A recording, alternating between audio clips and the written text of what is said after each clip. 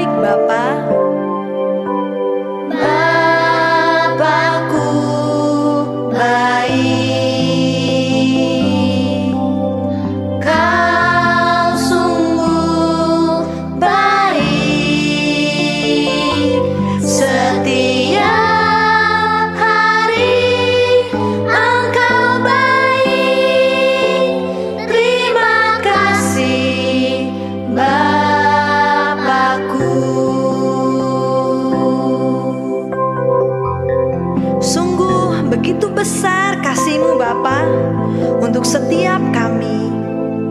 Tak pernah dapat kami hitung kebaikan-Mu Tuhan. Kau luar biasa dalam hidup kami. Terima kasih Bapa, terima kasih Tuhan Yesus, terima kasih Allah Roh Kudus. Kami sangat mengasihi Engkau.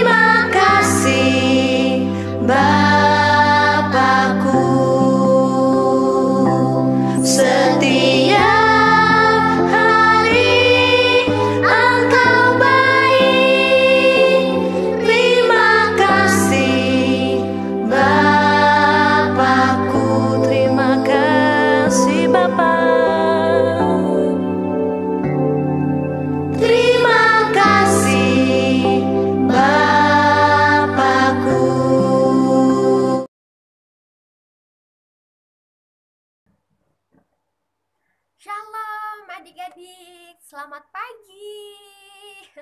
Berjumpa lagi bersama Kak Selvi. Oke, pada pagi hari ini siapa yang sudah siap mendengarkan cerita firman Tuhan yang masih semangat?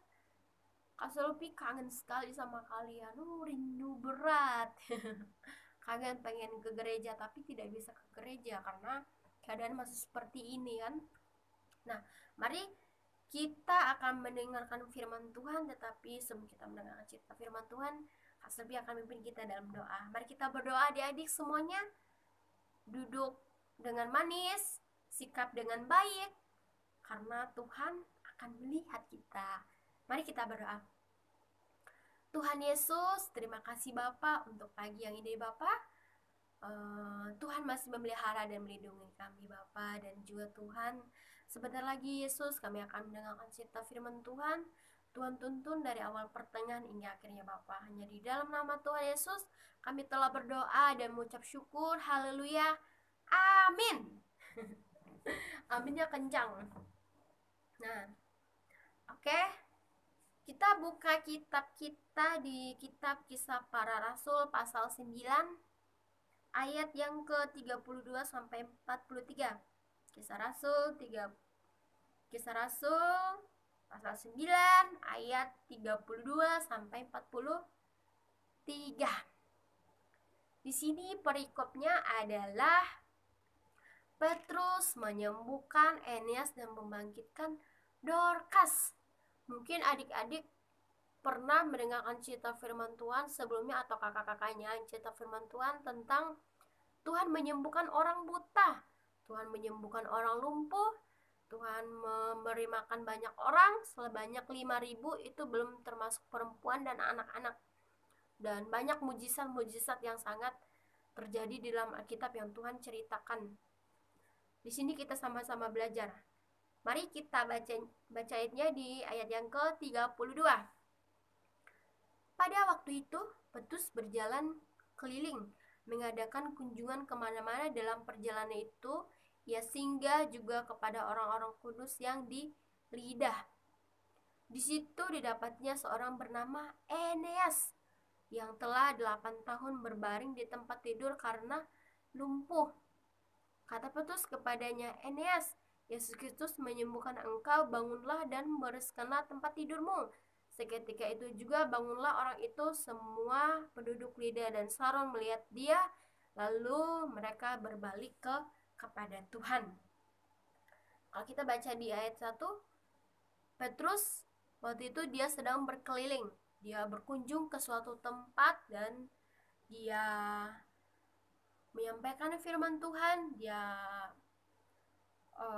melakukan penginjilan istilahnya. Dia cerita, dia membagikan firman Tuhan supaya orang mengenal Tuhan Yesus, supaya orang tahu bahwa Tuhan adalah Tuhan yang ajaib. Tuhan kita sangat luar biasa. Tidak ada Tuhan di dunia ini yang seperti Tuhan kita, adik-adik. Tuhan Yesus, Tuhan Yesus rela mati di kayu salib untuk menanggung dosa kita. Itu adalah suatu bukti bahwa Tuhan kita itu sangat hebat, dia sangat luar biasa. Di sini Petrus berjalan, dia berkeliling, dia mengadakan kunjungan kemana-mana. Dia berjalan di suatu tempat, dia pergi ke suatu tempat lagi, dia pergi suatu tempat yang bernama artinya adalah penginjilan atau misionaris. Dia cerita firman Tuhan, dia membagikan firman Tuhan supaya banyak orang yang percaya kepada Tuhan, supaya banyak orang yang menerima Tuhan.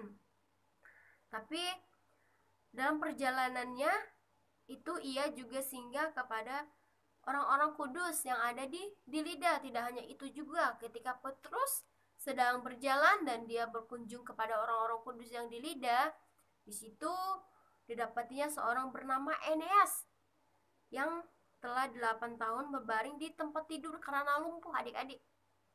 Nah, Petrus menemukan Eneas di Lida. Dia sedang lumpuh selama 8 tahun.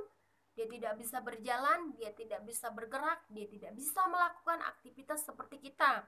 Seperti halnya manusia yang bisa berjalan, yang bisa pergi ke sekolah, yang bisa ke gereja, yang bisa berbicara, yang bisa menggerakkan tubuhnya. Tetapi Eneas tidak bisa karena dia lumpuh. Dia hanya bisa berbaring, dia hanya bisa berbaring, tidak bisa bergerak-gerik karena badannya kaku. Tetapi penyertaan Tuhan ada dalam kehidupannya. Nah, di ayat yang ke-34, kata Petrus kepadanya, Eneas, Yesus Kristus menyembuhkan engkau. Petrus berkata kepada Eneas bahwa Yesus menyembuhkan engkau. Bangunlah dan bereskanlah tempat tidurmu. Lalu Eneas percaya, dia percaya dengan perkataan Petrus. Dia bangun, lalu dia bisa bergerak, lalu dia bisa berjalan. Nah, seketika itu juga bangunlah orang itu. Dia bangun waktu Petrus berkata, Eneas, bangunlah dan bereskanlah tempat tidurmu. Dia langsung bangun, dia tidak ragu-ragu, adik-adik, karena imannya, dia percaya kepada Tuhan, iman dia kuat. Makanya dia bangun. Ketika dia bangun, dia bisa bergerak. Di situ juga di ayat yang ke-35, semua penduduk Lida dan Saron melihat dia. Banyak orang yang melihat mujizat itu. Orang Lida dan orang Saron melihat bahwa Petrus menyembuhkan Eneas dari lumpuh. Disitulah orang Lida dan orang Saron juga berbalik kepada Tuhan. Mereka berbalik kepada Tuhan, mereka percaya kepada Tuhan melalui mujizat yang terjadi kepada Eneas ini. Nah, Tuhan kita sangat ajaib, dia sangat luar biasa, adik-adik. Lalu di ayat yang ke 36 di Yope ada seorang murid perempuan bernama Tabita. Dalam bahasa Yunani yaitu Dorcas. Di sini ada seorang yang bernama Tabita, tapi di situ disebutnya dalam bahasa Yunani yaitu Dorcas, adik-adik. Perempuan itu banyak sekali berbuat baik dan memberikan sedekah. Tetapi pada waktu itu ia sakit lalu meninggal. Bayangkan, orang sudah berbuat baik, udah selalu berbuat baik, sedekah, dia memberikan banyak sumbangan kepada orang lain. Waktu ia sakit, dia meninggal. Ketika dia meninggal dan setelah dimandikan, mayatnya dibaringkan di ruang atas. Ayat 38, di Lida dekat Yope, ketika murid-murid mendengar bahwa Petrus ada di Lida, mereka menyuruh 2 orang kepadanya dengan perintah, segera datang ke tempat kami. Maka berkemaslah Petrus dan berangkat bersama-sama dengan mereka.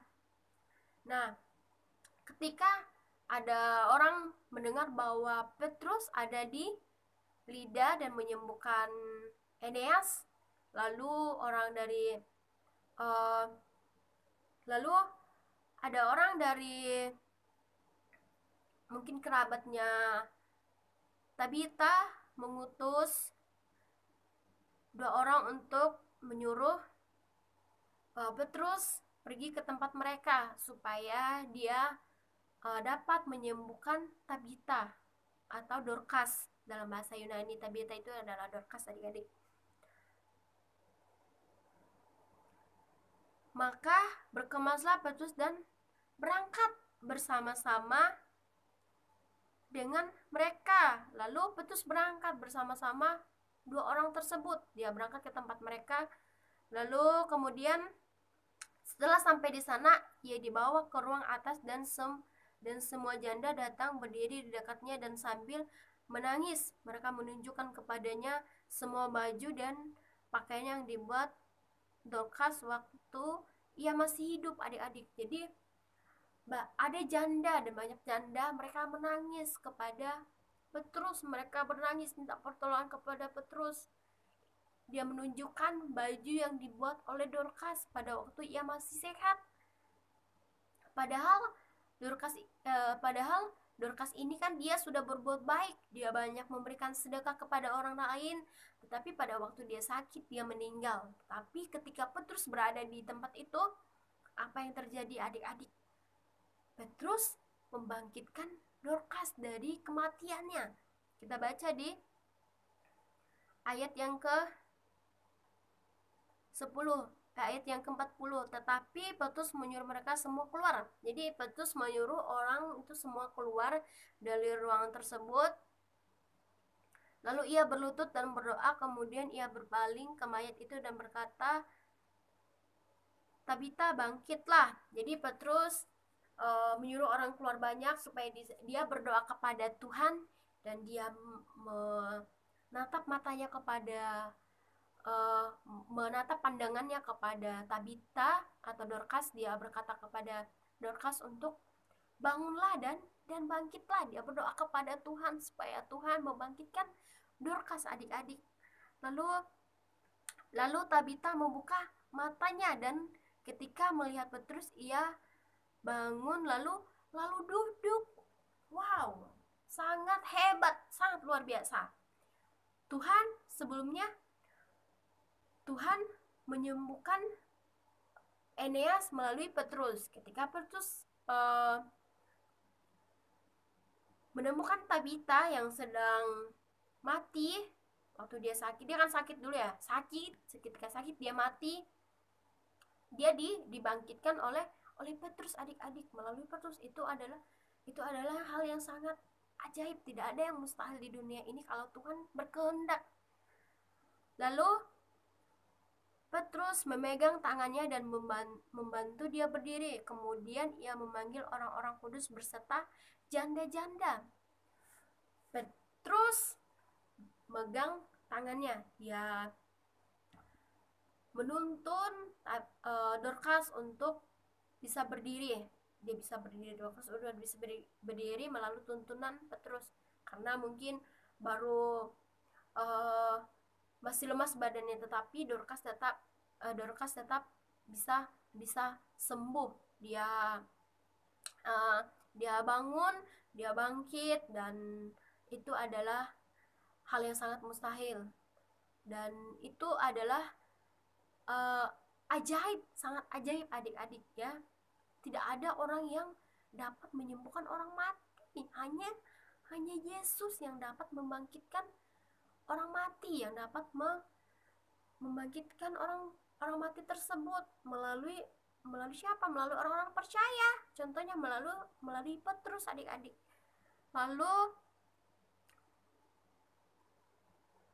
Lalu Petrus memegang tangannya dan membantu dia berdiri. Kemudian ia memanggil orang-orang kudus berserta janda-janda tersebut. Nah, jadi Petrus memanggil janda-janda dan orang-orang kudus untuk melihat Dorcas, bahwa Dorcas telah bangkit. Lalu menunjukkan kepada mereka bahwa perempuan itu hidup. Nah, di sini di ayat yang ke 41 itu sudah ditunjukkan bahwa Petrus menunjukkan kepada semua orang-orang kudus, menunjukkan kepada orang-orang bahwa Dorcas telah bangkit atau hidup kembali. Lalu ayat yang ke-42, peristiwa itu tersiar di seluruh Yope dan banyak orang menjadi percaya kepada Tuhan. Nah, yang pertama tadi waktu Petrus menyembuhkan Eneas, banyak orang melihat di Lida sama di kota Saron. Sedangkan waktu Petrus menyembuhkan Dorcas, orang Yope menjadi percaya kepada Tuhan, dan mereka juga berbalik kepada Tuhan, sama seperti halnya sama orang-orang yang ada di Lida dan Saron, mereka berbalik kepada Tuhan. Lalu ayat ke-43, kemudian daripada itu Petrus tinggal beberapa hari di Yope di rumah seorang yang bernama Simon, seorang penyemak kulit. Nah, adik-adik, di sini Petrus dia tinggal di Yope selama 3 hari. Dia tinggal di situ, dia menginap di rumah Simon. Simon ini adalah orang penyamak kulit. Nah, adik-adik, sangat luar biasa penyertaan Tuhan. Dia menyembuhkan orang lumpuh, dia membangkitkan orang mati, dia selalu mengadakan mujizat dimanapun orang banyak datang bermohon dan berdoa kepada dia, meminta kesembuhan melalui orang-orang percaya, melalui utusan-utusannya, contohnya seperti Petrus. Nah, di sini kita dapat belajar bahwa Tuhan akan selalu ada dalam kehidupan kita. Tuhan akan selalu ada dalam penyertaan kita. Tuhan akan selalu ada dalam tuntunan kita.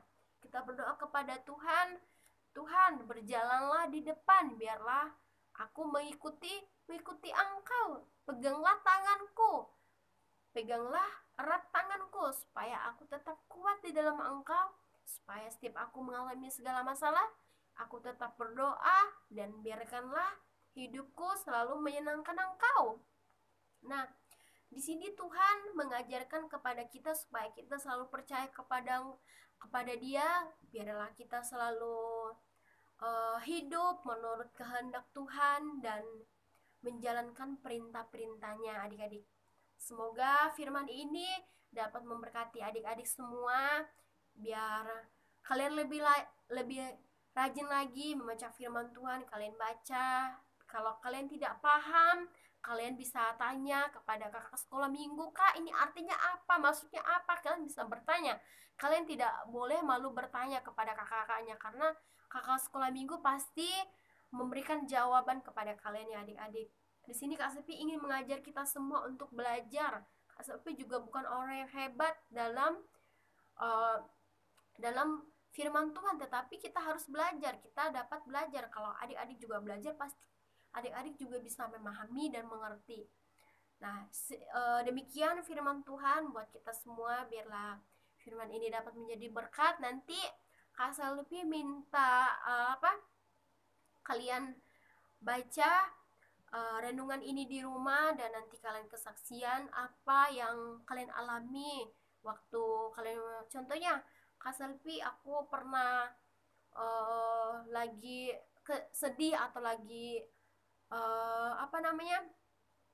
lagi nggak ada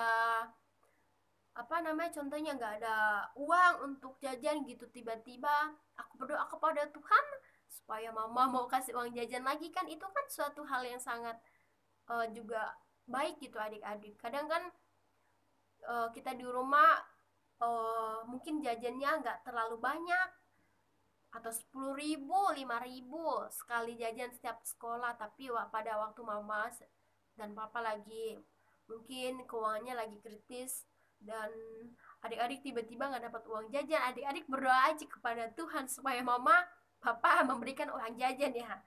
Dan banyak cerita lagi mujizat-mujizat yang terjadi. Apa mungkin adik-adik pernah mengalami waktu sakit, adik berdoa ketika waktu sakit selama seminggu atau berapa hari, mungkin adik pernah mengalami hal seperti itu. Adik-adik bisa berdoa kepada Tuhan waktu itu, dan ketika adik berdoa kepada Tuhan, Tuhan memberikan mujizat. Tiba-tiba adik udah sembuh. Nah, kalian dapat bersaksi nanti ya. Nanti kalian bersaksi apa aja dalam kehidupan kalian yang pernah kalian alami. Nanti kirimin ke Kak Selvi, biar Kak Selvi melihat video kalian yang hebat dan luar biasa. Tuhan Yesus memberkati kita semua. Shalom.